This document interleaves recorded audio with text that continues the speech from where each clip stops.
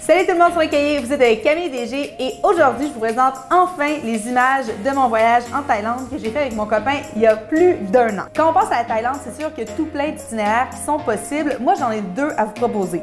Pour les amoureux plus de culture, qui ont envie peut-être de rencontrer la vraie Thaïlande, je vous conseille de vraiment vous concentrer sur les villes, donc naturellement Bangkok, mais ensuite d'aller voir les temples et de vous diriger vers le nord du pays. Pour ceux qui ont peut-être plus envie de fêtes et de soirées, je vous conseille davantage le sud et les îles de la Thaïlande. Nous, ce qu'on a fait, un mélange des deux. Marc et moi, on s'en va en Thaïlande. Et là, on vient de faire le tout premier vol, c'est-à-dire un vol d'une heure jusqu'à Toronto. Marc a trouvé ça vraiment agréable parce que j'ai dormi tout le long. Tout d'abord, nous, on est arrivé à Bangkok, qui est vraiment une grande ville où, oui, on peut faire la fête, mais il y a énormément d'attraits aussi culturels, que ce soit des temples, que ce soit les différents quartiers de la ville avec plusieurs expatriés. Nous, pour vraiment faire le tour, on s'est rendu sur un bateau pour voir différents quartiers, mais on pourrait passer des semaines et des semaines à Bangkok. C'est pas les activités qui manquent. Alors, nos bagages se sont perdus entre Pékin et Bangkok. Hier soir, Marc a fait une petite erreur. En voulant réserver la chambre de la première soirée, il a réservé pour la soirée 2 et 3. Et hier, quand on est arrivé à l'hôtel, on a dormi dans le lobby. En fait, moi j'ai dormi. Je maintiens la bière.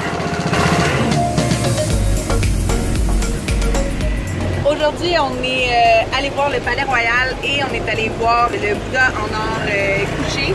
Et là, on s'en va dans un quartier qui est super hip en fait, où il y a énormément d'expats. C'est des amis à Marc, lui en a parlé. Comment ça s'appelle?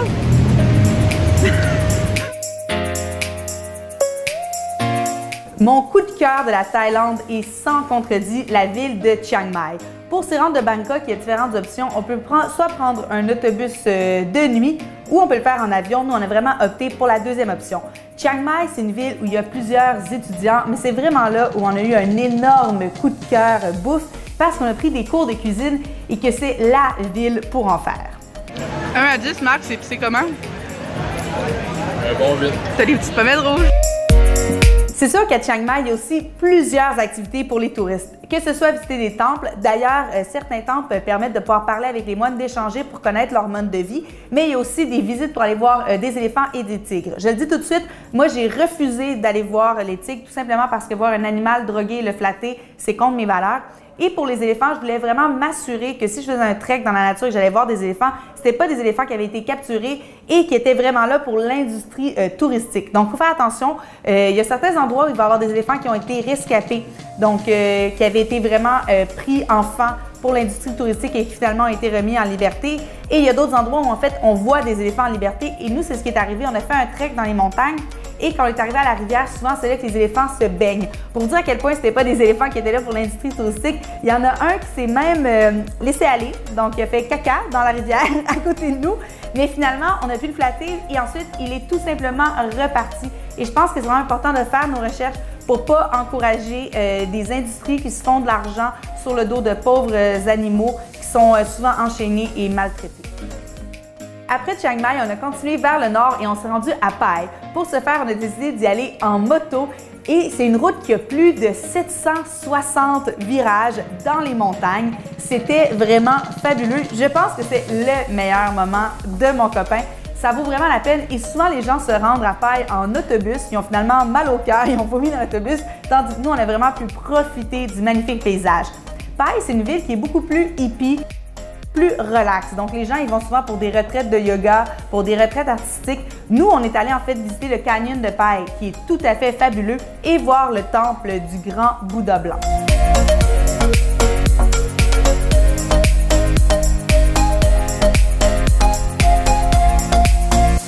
Une fois qu'on a terminé avec les villes du Nord, ça aurait pu être un itinéraire complet pour quelqu'un, mais nous, on a décidé de continuer et on s'est dirigé vers le sud.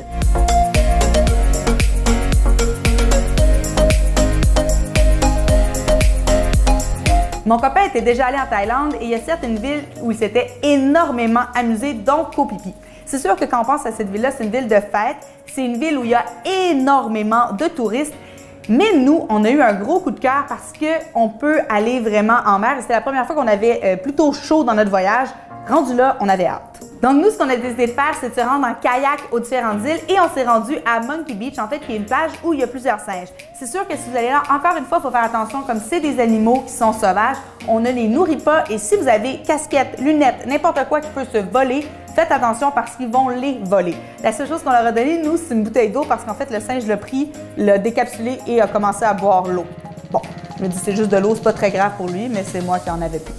C'est aussi à Koh Phi Phi qu'on peut se rendre à Maya Bay. Maya Bay, c'est la plage du fameux film The Beach avec Leonardo DiCaprio. Et là, on pense que c'est une plage qui est encastrée, qui est fermée, dont on ne peut pas se sauver. C'est pas vrai pantoute. Maya Bay, on peut se sauver. C'est sûr que c'est pas donné se rendre là. Il faut payer pour un petit bateau, mais ça vaut vraiment le détour. On peut s'amuser et faire du snorkeling, aller voir tout plein de poissons colorés. Il y a plusieurs arrêts. Et un petit truc, si vous descendez sur la plage, ça vous coûte plus cher. Donc, mon conseil, restez sur le bateau. Baignez-vous dans Maya Bay et retournez sur votre bateau, mais ne mettez jamais les pieds sur la plage. Notre prochain arrêt, c'était Rayleigh, qui est en fait une presqu'île. Mon copain était déjà allé, il a vraiment adoré cet endroit-là. C'est un endroit qui est conçu en fait pour les amateurs d'escalade. Ce qui est fabuleux à Rayleigh, c'est qu'il n'y a pas d'auto, pas de moto, tout se fait à pied. Et oui, le jour, il y a plusieurs personnes qui vont à Rayleigh en bateau pour profiter de la plage, mais le soir venu, on est vraiment avec les locaux et quelques expats en fait qui habitent l'endroit. Donc, c'est une bonne adresse pour juste aller se détendre et avoir un peu cette sensation qu'on fait partie d'une communauté. Dernier arrêt de notre voyage, ça c'était vraiment pour mon copain qu'on s'est rendu là, mais j'ai adoré Koh Tao, qui est un paradis de plongée. Je sais que l'île fait peur à certaines personnes parce qu'il y a eu mauvaise presse à cause des attaques sur les touristes, mais c'est un endroit qui est vraiment magnifique. Il faut être prudent naturellement le soir et c'est vraiment pas très cher de dormir là-bas. Ce que je te conseille, c'est de prendre le bateau pour se rendre à Koh Tao. Nous, on avait pris le traversier de nuit, donc on a dormi sur le traversier, pire nuit de ma vie. Sauf que rendu là-bas, on a pu se promener d'hôtel en hôtel pour pouvoir négocier le tarif de nos nuits. C'est sûr que nous, on essaie toujours de voyager avec nos sacs à dos, que ce soit le moins cher possible. Si vous aimez un peu plus de luxe, pas besoin de faire ça, mais c'est une bonne manière de ne pas payer trop cher. Alors voilà, j'espère que vous avez aimé les images et que ça vous donne envie de découvrir la Thaïlande. Ce que je trouve génial de ce pays-là, c'est que c'est un bon mélange entre des villes, des visites culturelles et aussi de la plage. Donc, c'est autant pour les amoureux de plein air, les amoureux vraiment d'histoire, que ceux qui ont envie, pendant leurs vacances, de s'amuser et de décrocher. Je pense que je vais devoir y retourner parce que 3 semaines, c'était pas assez. N'oubliez pas de nous suivre sur Facebook, Twitter, Instagram. On se retrouve bientôt. Ciao tout le monde!